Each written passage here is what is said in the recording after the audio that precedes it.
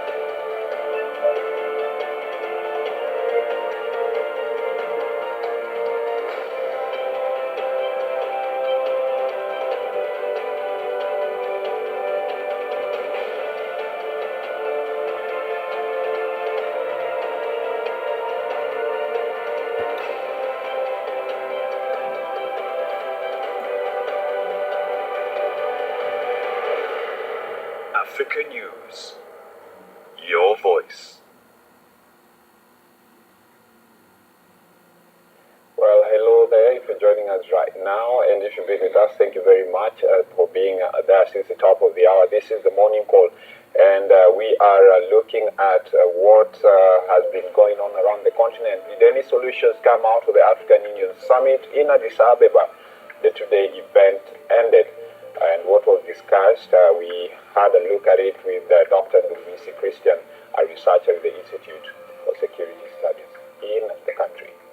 37 abducted women and 9 people killed in a village in southeastern Niger near the border with Nigeria, one among the several abuses carried out by the Nigerian jihadist group Boko Haram, which has been raging for more than 2 years in the Difa region. And later in this edition on our African Journal, you're not taking the situation in the DRC seriously. NGOs have warned the international community who are concerned with what's happening in their country. These and other stories in a moment on our journal. In other news, the European Parliament is ridiculous, really ridiculous, an outburst of Jean-Claude Juncker, President of the European Commission, on Tuesday at a session in Strasbourg. He criticized the fact that only about 30 out of 751 members of Parliament were present in the chambers. John David Mihamle will soon be joining us for the business segment. Stay tuned to find out what he will be talking about after the grand angle. But first, the news updates from across the continent. Place au Journal de l'Afrique.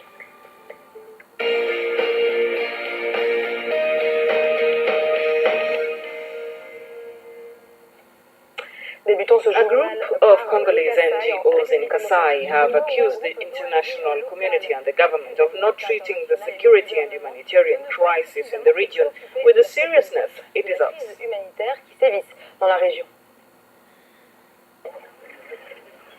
NGOs in the DRC have accused the government and international community of not standing firm in efforts to solve the problems faced by the Kasai region.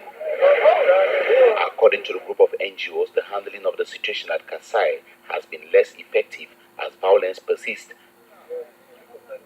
The collective has criticized studies carried out by the United Nations as long and not recent. The delay, they say, makes it difficult to assist victims of the crisis who live in inhuman conditions in the bush as they flee violence.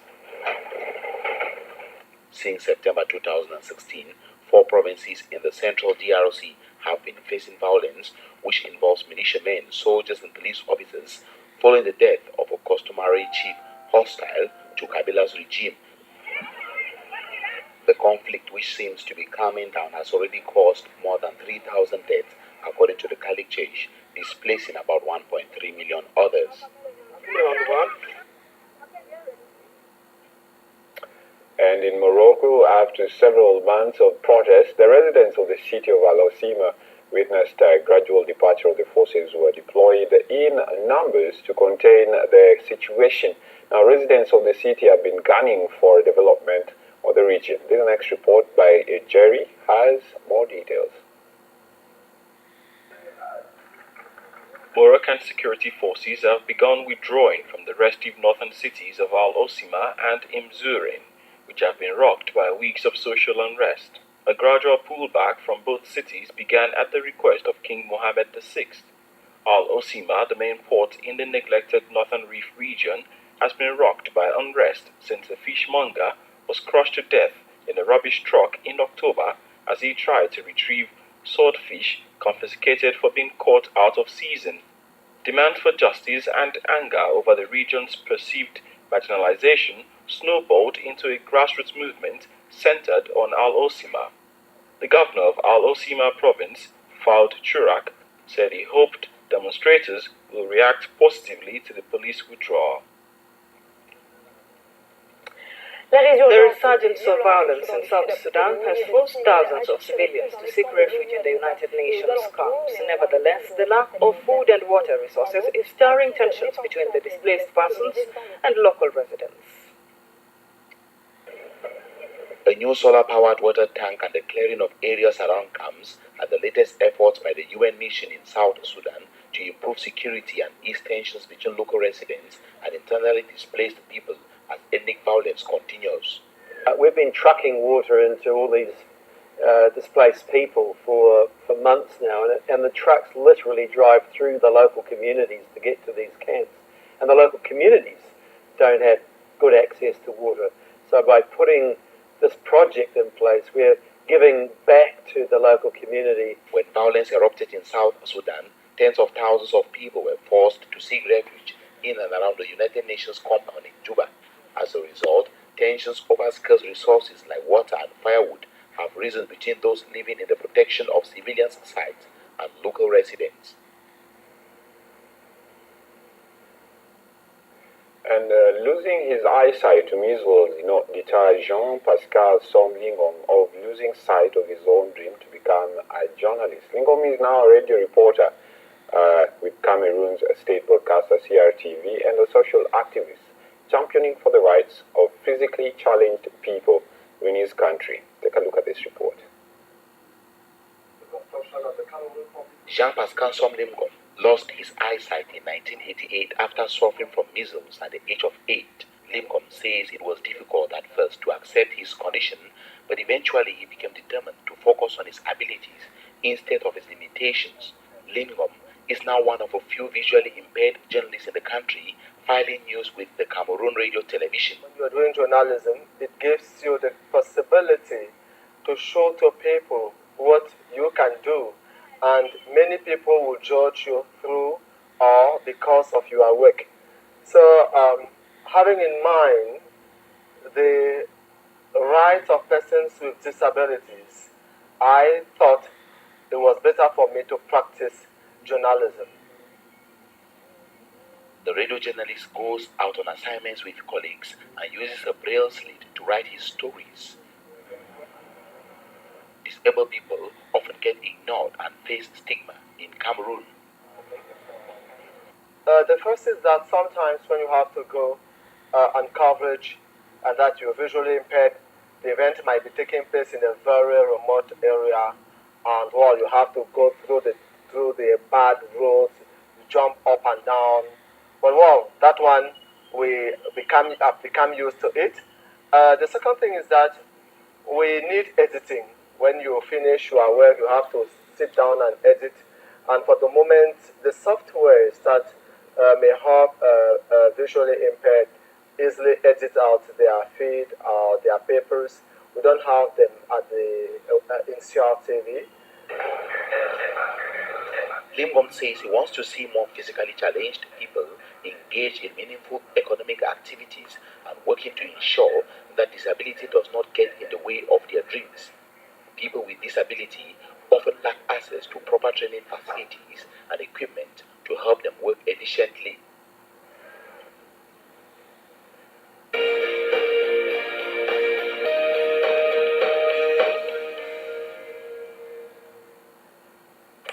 Thanks for being with us on the program. Up next is The Grand Angle. Ceux d'entre vous, qui nous suivaient depuis le début de l'émission, on va tout de suite passer à la rubrique rentrée.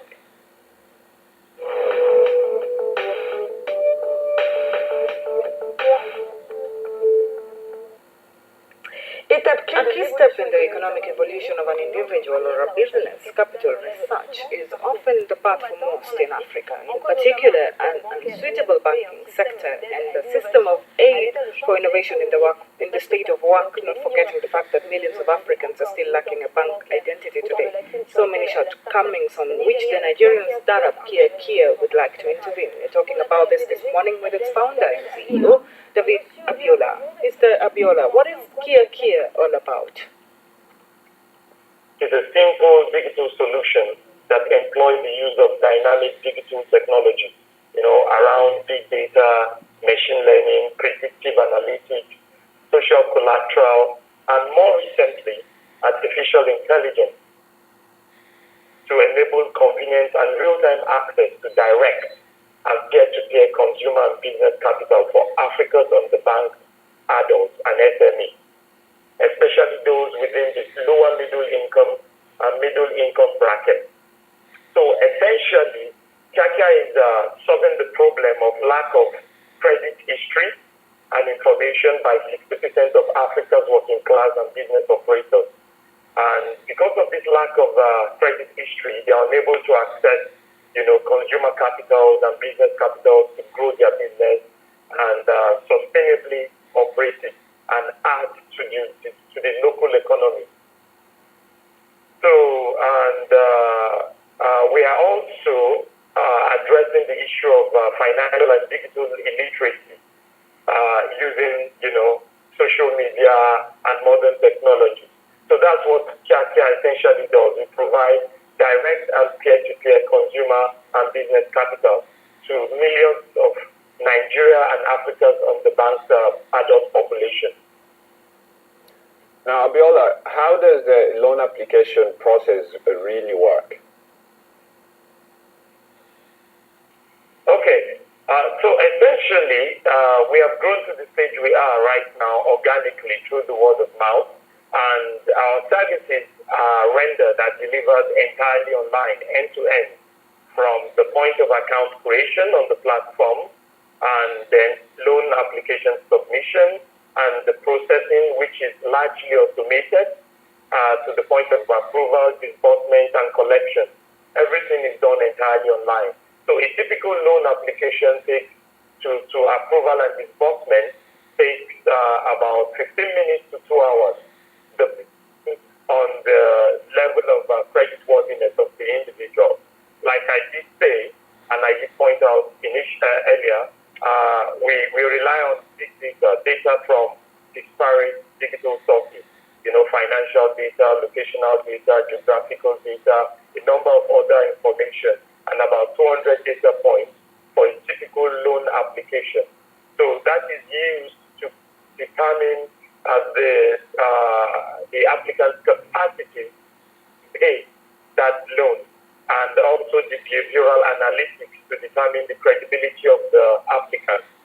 So that is done essentially, and all of our users so far have been acquired, through social media platforms.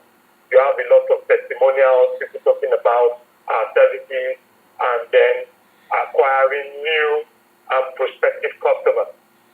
So we've been live to the public now for 8 months, and in that 8 months, we've acquired over 6,000 users, an average of about 800 on a monthly basis, so organically, generally. And we've disbursed hundreds of loans, hundreds to thousands of loans, running into several thousands of dollars since $50 to a maximum of $15,000. And we do this entirely online.